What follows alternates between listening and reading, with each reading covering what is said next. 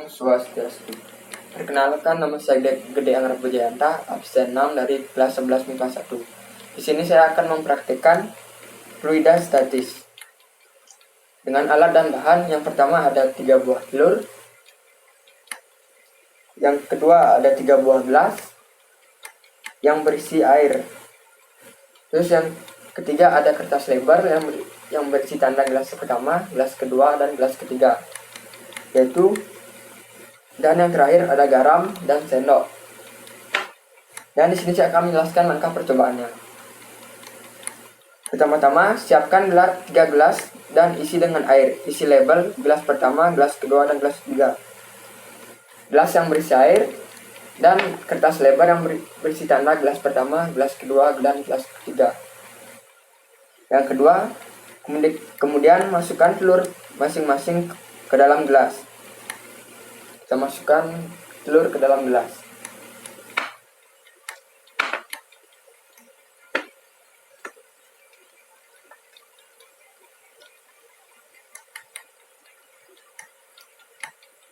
Yang ketiga,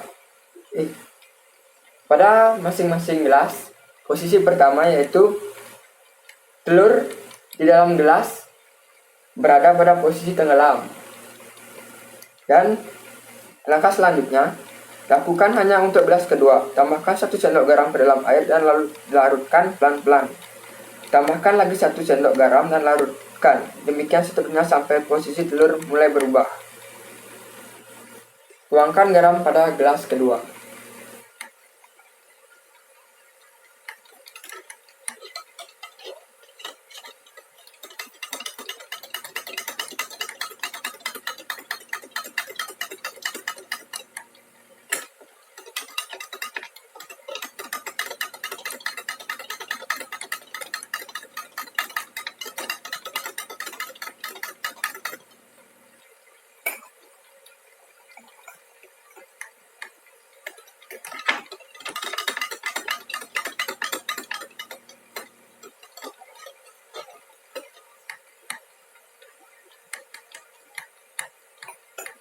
Pada gelas kedua, kita memberikan 2 sendok garam dan alhasil telur mengapung di dalam gelas.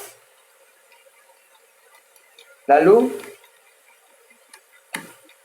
langkah percobaan yang keempat yaitu lakukan hanya untuk gelas ketiga. Tambahkan 1 sendok garam ke dalam air dan lalu larutkan pelan-pelan.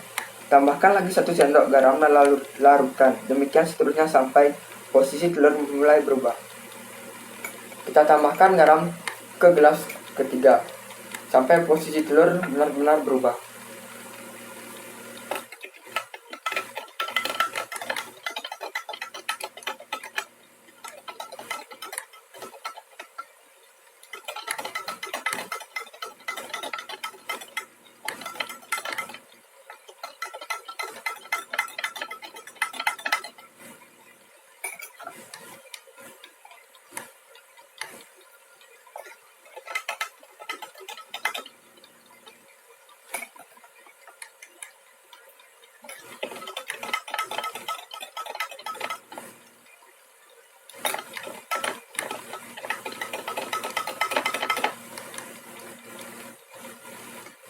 Pada gelas ketiga, kita membutuhkan 3 sendok garam untuk membuatnya terapung. Jadi, pada percobaan gelas pertama yaitu tidak berisikan garam, telur dalam air tenggelam dengan posisi tenggelam. Dan pada gelas kedua, kita menambahkan 2 sendok garam dan alhasil telur melayang di dalam gelas. Dan pada gelas ketiga, kita menambahkan 3 sendok garam dan alhasil telur terapung di dalam air. Telur terapung di dalam gelas. Dan terakhir, kesimpulan yang saya dapatkan tentang praktik ini yaitu telur akan melayang atau terapung apabila dimasukkan ke dalam air atau garam,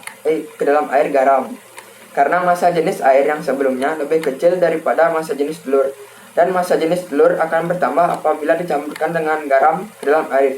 Contohnya pada gelas kedua dan gelas ketiga, kita menambahkan garam ke dalam air dan alhasil gelas kedua yaitu melayang dan gelas ketiga terapung.